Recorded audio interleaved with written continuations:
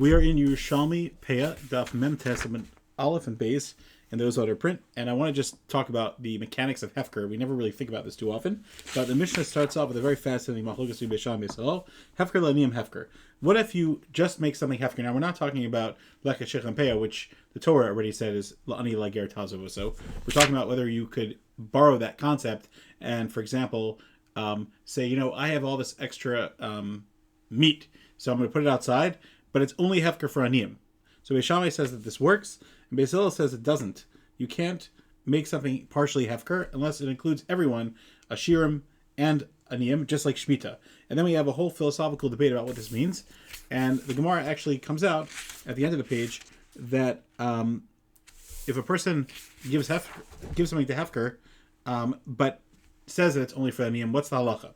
Now, I want to zoom out for a second. Seemingly, if you hold like Beis Shammai, well, actually, let's zoom out. So what does it mean that something is Hefker? For example, if my meat is now been put outside and I was mafker it, who actually owns it? And is it in no man's land? Is it in Hefker land? What does that mean? So according to one reading the Gemara, it seems to be that Beis Shammai held that it is now no longer owned by me. And according to some readings of the Gemara, even if a rich person took it, he would actually be allowed to take it because it's not mine. Now, whether he's chayav in Meisers and other stuff for those type of produce things that I gave out, let's say I gave out some of my produce, so that's a whole different debate, and I'm not going to get into that. It's very, very complicated. But according to Beis Hillel, so it's actually mine still. Now, according to Beis Hillel, it very well could be that it's not even Hefker for even the poor person, even though I said it was Hefker for the poor person. But seemingly, Hefker still remains in my property.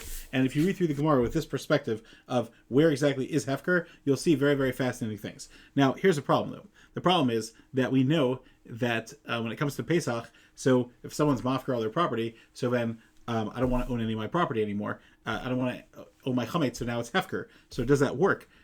So here's a funny thing. If you hold that it's still in my property until somebody takes it, then I own the chametz. So we know that's not true. Now, however, but that could explain why we talk about when you're mafker something and you're mevatel on anything that's yours. So that's why you need to be mevatel on anything that's yours, because if you hold like the Mada Amar that Hefker has this element that it's still in your possession, even though you relinquished your right to it, but until somebody actually acquires it, it's still partially yours. That's why you have to be mevatel your chametz, because then when you're mevatel something, then you no longer own it. Now, it doesn't take away the problem of having it in your property where somebody could actually come to eat it or see it, or maybe you're not mochel, right? Like the machlokas you're shown at the beginning of Pesachim, as to whether it's Shema Yira Gluska Yafa, you might see it and want it, or by Matzah, you're not supposed to even see it. But in the element of how you look at Hefker, that's why we have to be mevatel things in order to get it out of our possession, because otherwise it might still be mine until somebody else acquires it. Have a great day.